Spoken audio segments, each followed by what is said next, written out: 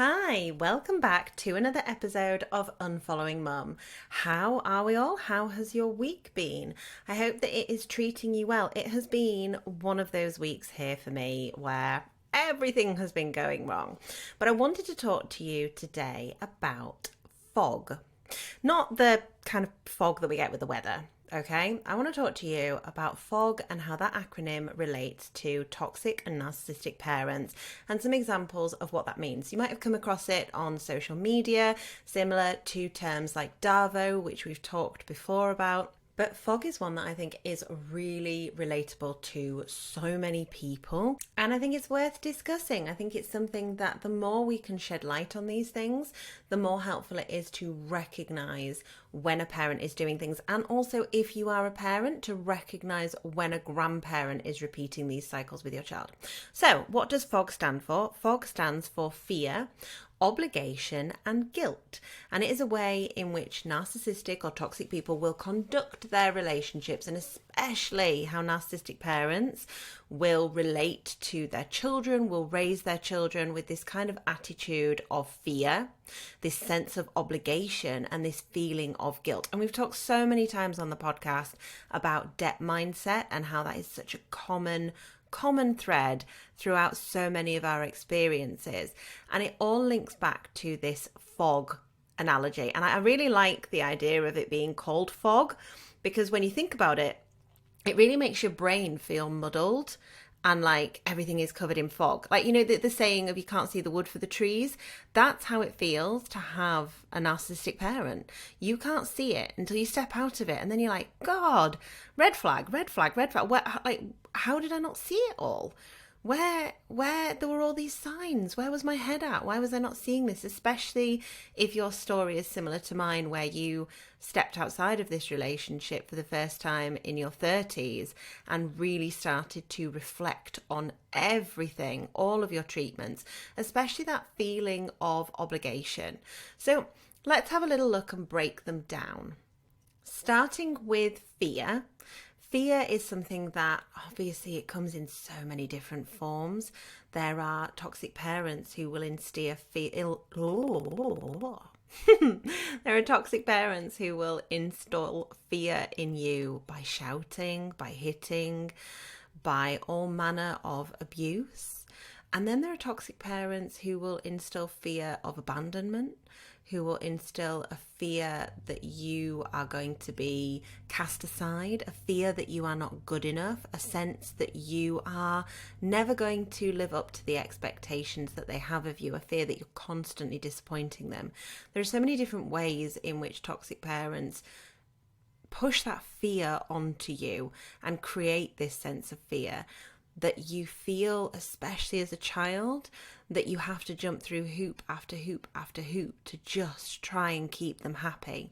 And I've spoken to so many people on the podcast, both and through the communities and as a coach, who talk to me about this feeling of fear that they're not good enough, and this feeling of fear that they're going to be abandoned. And they have this feeling that they remember for as long as possible, and this feeling that if they can just keep their toxic parent happy, especially for people who have this experience of a parent who was sometimes maybe good, sometimes maybe shit, and was that kind of toxic parent that kept you constantly on your toes, and you never really knew what kind of response you were going to get from them, what kind of behaviour you were going to receive.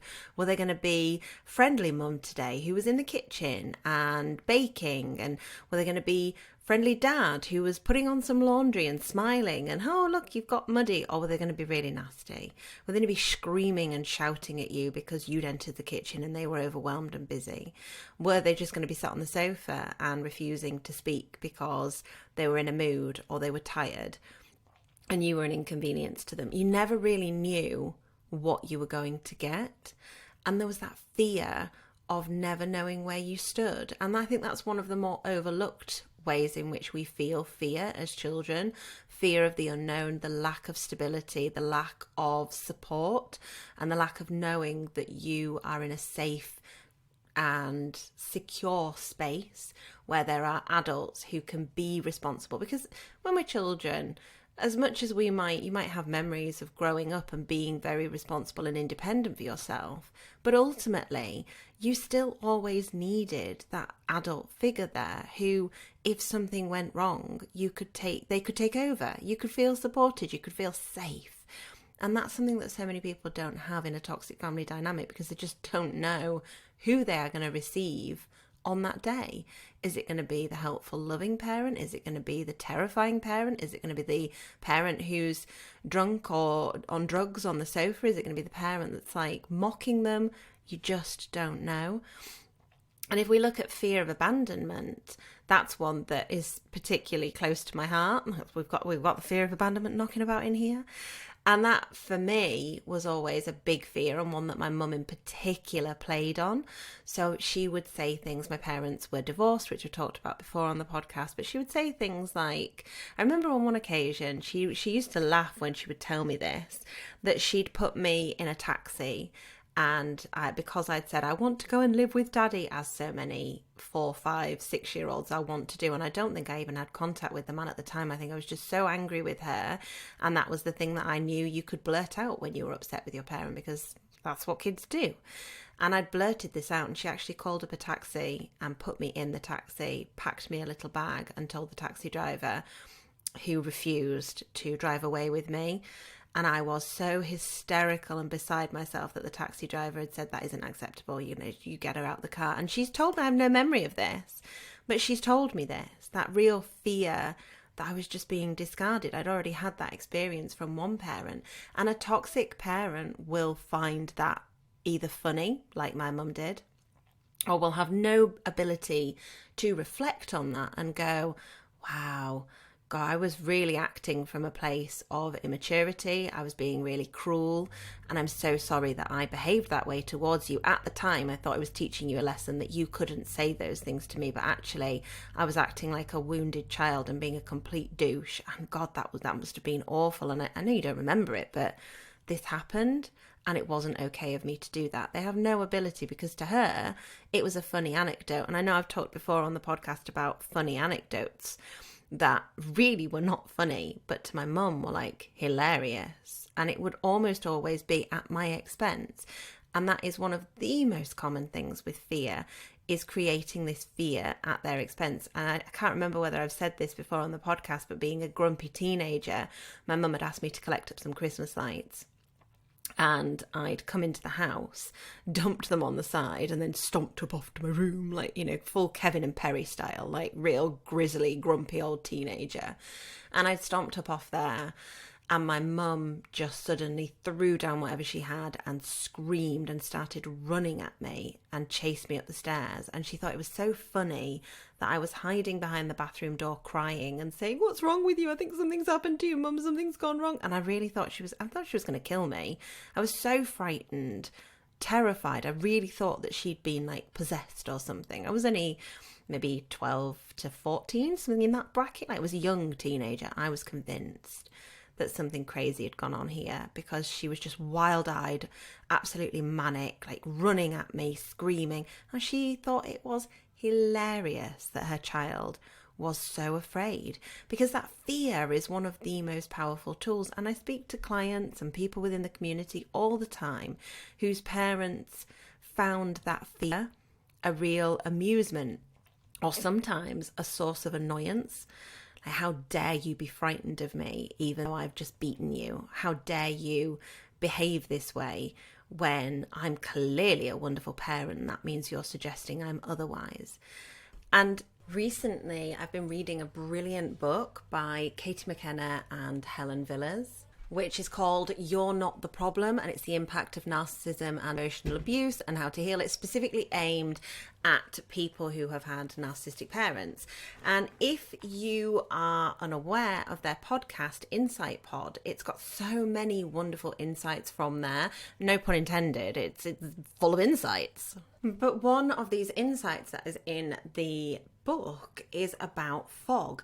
And they've said anyone experienced a childhood in which emotional, physical safety weren't consistent, stable and predictable, fear, obligation and guilt will be the dominant emotions controlling their behaviour and decision making. These are the feelings the toxic parent weaponized against their child to dominate and control them, forcing them to meet their needs above their own. And that bit really stuck with me. It says, in adulthood, the fog descends and takes hold and overwhelms the child of a narcissistic parent. The fear is the fear of obligation, the fear of rejection, of abandonment, of shame. An obligation is their sense that they must meet the needs of others above their own, and the fear of the guilt is what they suffer when they do not or cannot meet those needs. All of that just really struck me so much. They go on to talk about how our primary need as a human being, our primary drive, is survival.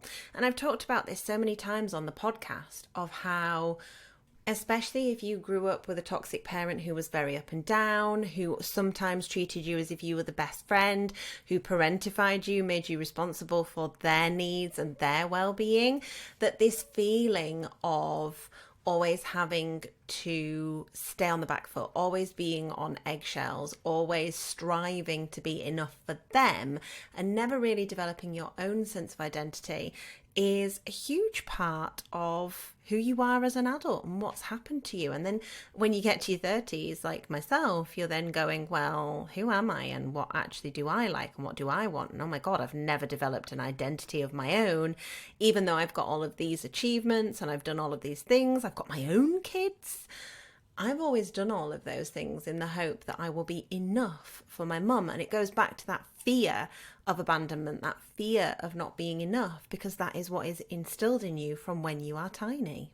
I thought some other things throughout this book that were really, really interesting, especially talking about the fog side of things. And I am sure that throughout the podcast, there are going to be books that I'm going to bring up all the time. I know I've talked before about No Bad Parts by Richard Schwartz, who's the kind of father of IFS, Internal Family Systems, and how brilliant I found his book to be. So I have no doubt that I will be referring back to this. But when they're talking about fog, they talk about the not good enough wound, which I've mentioned. And then they go on to talk about micro rejections, which I think is really interesting, because when we think about rejections, we often think about, the parent that maybe pushes a child away and says, oh, your drawing's rubbish, or I don't want that, and is like a really big event that might happen.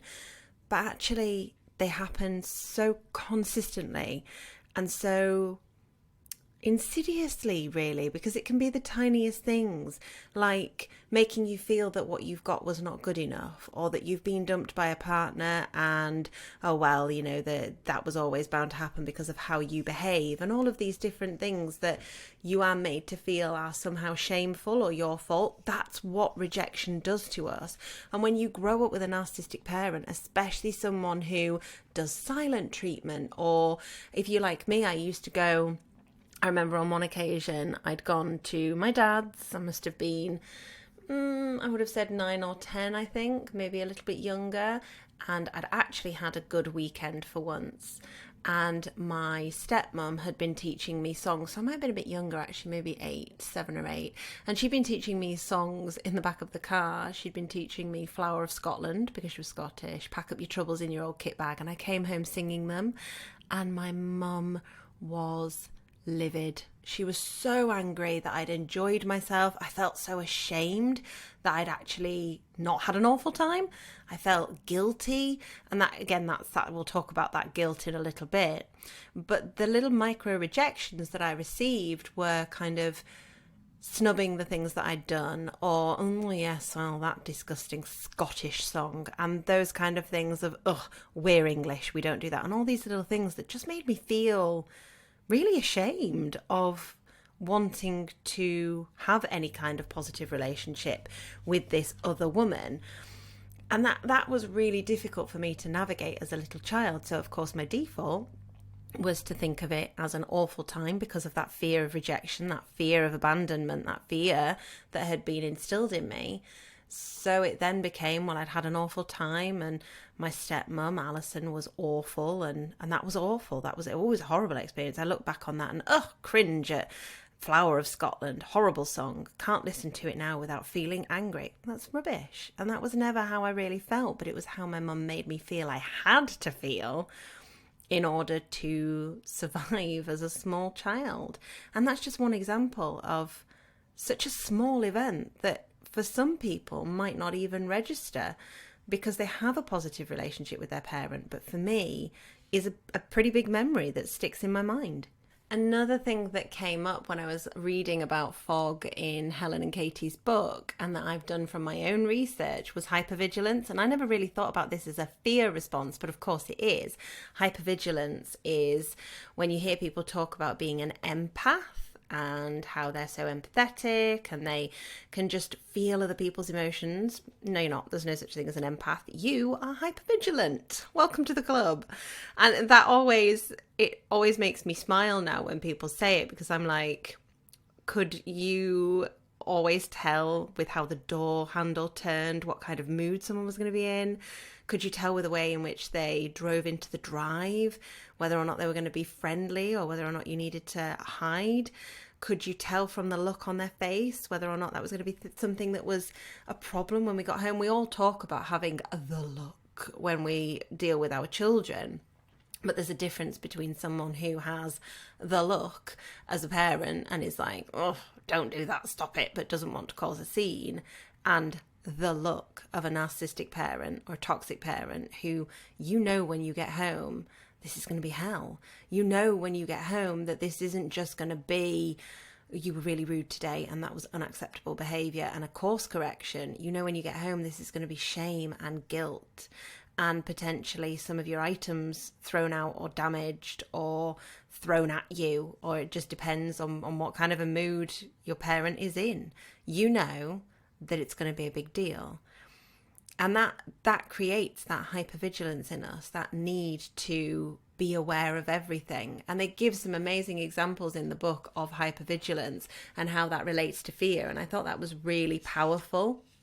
Another thing that I don't think I ever would have linked to fog is that negative inner critic. Now, I've always known that my negative inner critic is my mum's voice, or rather, since I started doing my work and I've acknowledged that I have a negative inner critic, I also know that perfectionism comes from my mum and always being made to feel not good enough. And I know that those wounds come from that, but never really thought of it in terms of fog and the way in which it had been instilled in me through fear. That negative inner critic pops up because they are there to say to me, hey, look, if you mess up on this, your mum's going to let you know about it. If you can't be perfect in this, then will your mum love you as much? If you are proud of yourself for something and you acknowledge your achievement, is your mum going to try and get that away from you? So maybe don't. And that's what that negative inner critic is doing. It's almost like a protection mechanism that we have within ourselves. That voice comes from somewhere, and it comes from that fear that's installed in us when we are children, and decides whether or not we are going to be kind to ourselves, how we'll talk to ourselves, how we'll treat ourselves. And you will know yourself, I'm sure, and it's say cropped up for me on 1,000,001 occasions. I would never speak to friends, family, strangers, dogs, certainly my kids, the way in which I will speak to me. However, I remember that my mum would.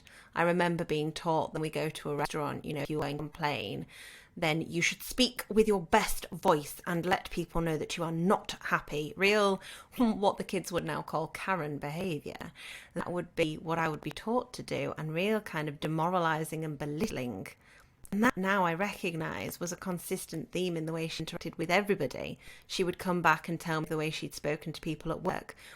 And I remember on one occasion, there was one particular woman who she'd come back and she was so angry about this woman, and she would frequently talk about how she didn't like her, how she was a problem. And as her line manager, it was bullying, and eventually she ended up suspended over bullying this woman, which I think I've mentioned before on the podcast. But one of the things that she'd come back this particular time that sticks in my memory was because she was so angry that this woman had been in the staff room crying because they'd just heard the news that someone else's child had passed away, and it was another member of staff in a different department. And to me, now as an adult, that is showing empathy and kindness. And this particular woman in question, her grandchild had passed away not too shortly beforehand, apparently while she was looking after them, which is not really information that I should know, but did as a 13, 14-year-old kid. And Mum was fuming that she was, quote unquote, trying to steal someone else's grief. because she was showing empathy. And I remember being taught, you must never do that. If someone else is upset about something, you should not be crying or getting upset with them. That's ridiculous. And that really sticks out to me as a memory of how there was this kind of shame and critical voice that really said, you are not allowed to have these feelings, and that in showing these feelings, that is weakness. And it was never explained to me about having empathy. The only time I was ever expected to have empathy was when it was for my mum. Other than that, it was a sign of weakness.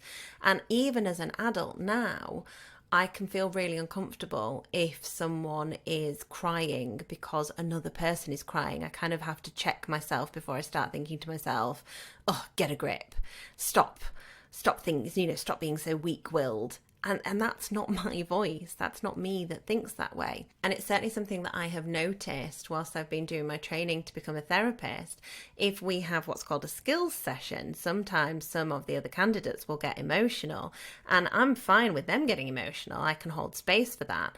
But if another one of our peers gets emotional, seeing them emotional, it does bring up this kind of feeling in me of, get a grip, of, why are you trying to take away their grief? And it's such a weird voice that's stuck in my head that I have to sit with and go, nope, that is just being empathetic. That is okay.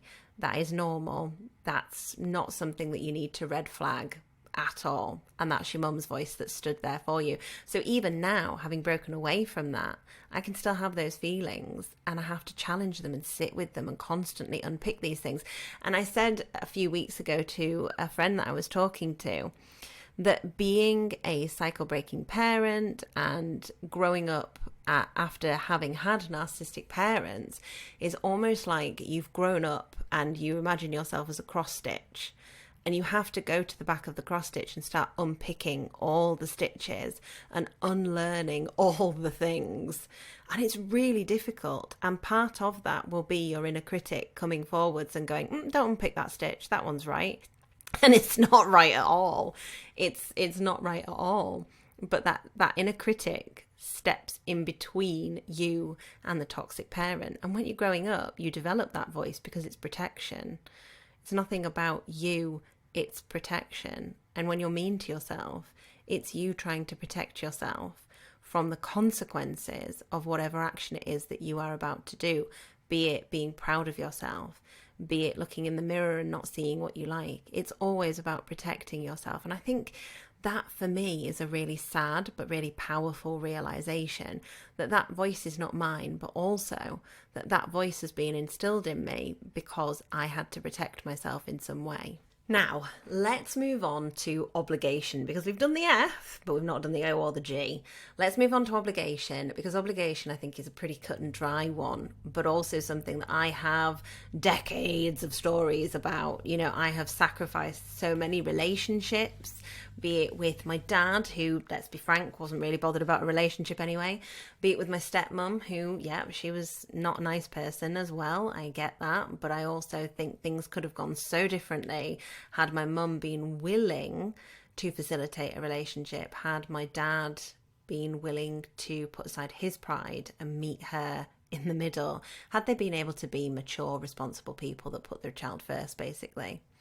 But I think that sense of obligation is another thing that is so pushed on you when you have a toxic or a narcissistic parent. I mean, look at me. I built my mum an annex and never moved out of our family home because I felt like I owed her something. And how many times will you have heard this, the phrase, after all I've done for you? And it's something that crops up time and time again on the podcast because it's such a common thing.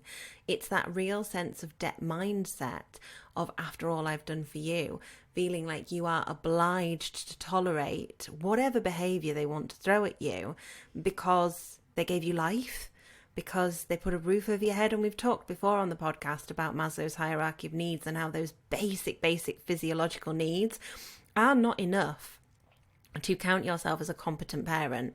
They are not enough to count yourself as having, tick, done the job. They are basic human rights, basic needs, breathing, shelter, being able to have food, all of these different things.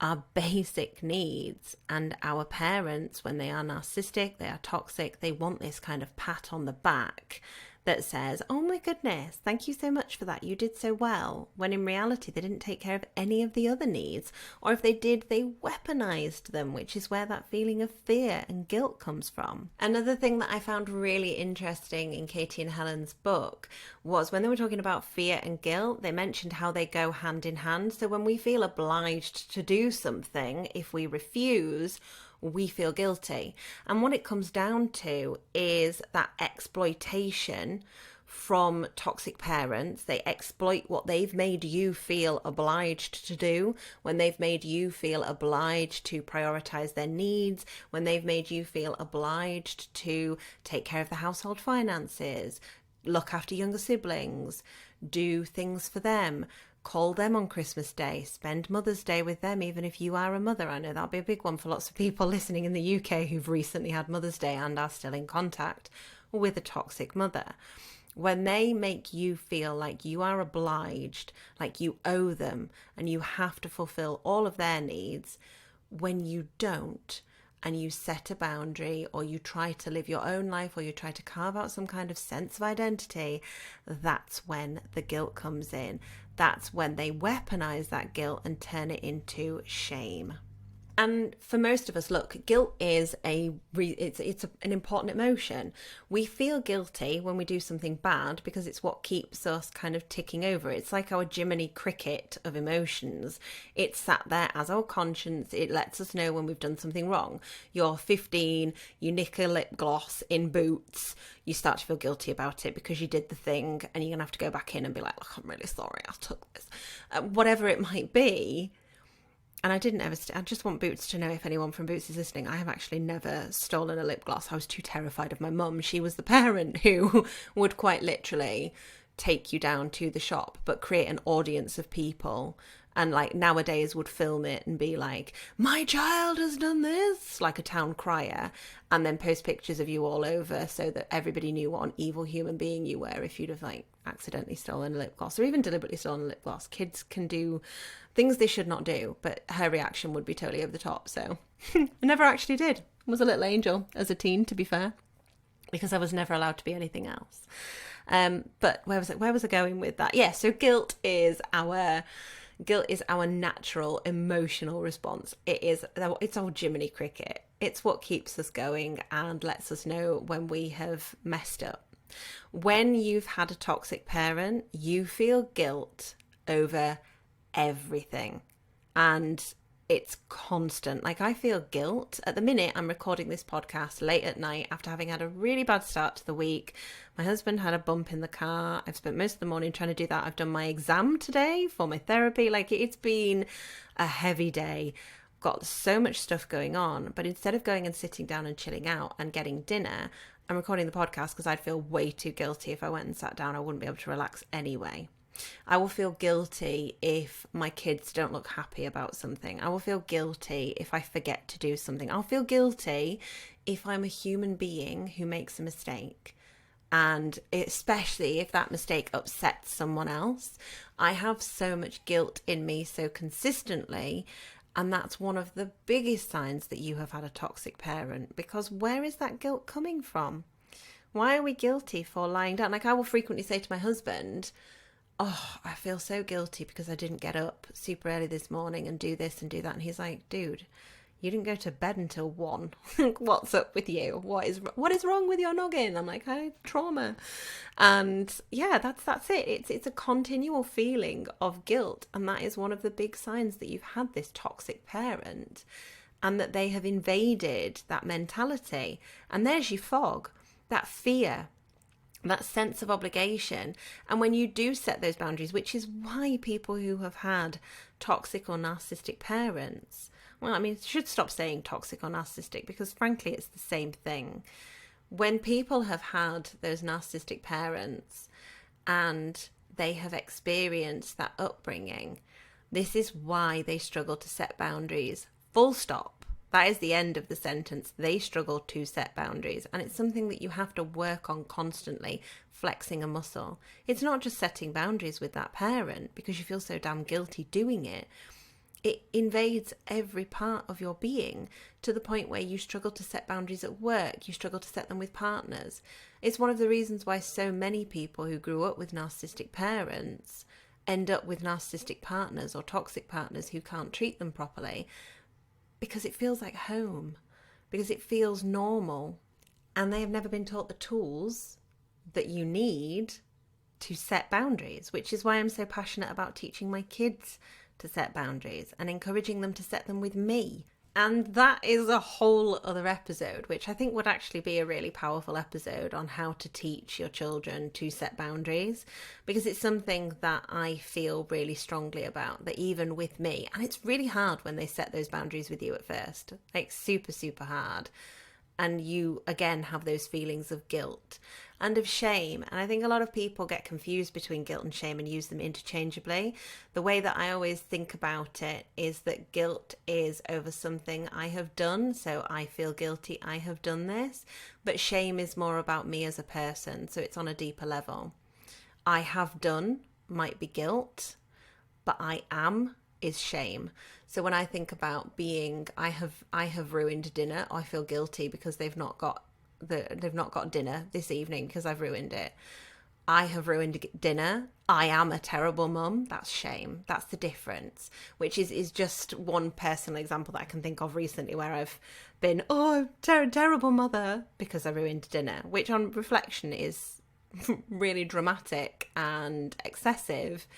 And yet that's initially where my brain went to, that I am a terrible mother, that feeling of shame. I think when guilt is so weaponized by a toxic parent and they create that fog, we do tend to lean more towards shame. We do tend to become our vices, if we like, or we become our fear, we become our guilt. And that leads to shame. And shame is such a toxic emotion. One of the first episodes that we did on the podcast with the brilliant Maggie Nick, who is Maggie with Perspectacles, she talks an awful lot about toxic shame. And that episode is, I think it's number 16. That's definitely worth going back and having a listen to if you haven't already, because her thoughts on shame were really interesting. And I think that is where our episode concludes. FOG is a really interesting acronym that you can look up more and more about, and I highly recommend Katie and Helen's book. It is called You're Not the Problem, and it's pre-orderable at the moment. I am going to be doing another podcast episode with them to talk about the book at a later point and to talk about their experiences as professionals who specialise in working with people who've experienced narcissistic parents. If you wanted to listen to the original episode of that, I believe it is episode 10, and I have a chat with both of them about narcissistic parents. But it is a really interesting topic, and having been thinking about FOG so much recently, to see it come up in that book and to see it outlined so clearly was really powerful and really helpful. And I want you to remember that when that fog descends, those feelings of fear, of obligation, of guilt, to sit with them and challenge them, because it's not your inner critic voice. You did not place that fear there, whatever that fear is driving, and you didn't place that guilt there or that sense of obligation. And the obligation that you now do have is to yourself, to check that guilt, to check that fear, and to sit with those feelings and work through them. And a great way to do that is to look into shadow work and to look into inner child work and to do some journaling surrounding that if that is something that you enjoy. Thank you so much for listening, my loves. You know that my DMs are always open on unfollowing_mum over on Instagram, and I'm there for you to have a chat with. Speak to you soon. Bye.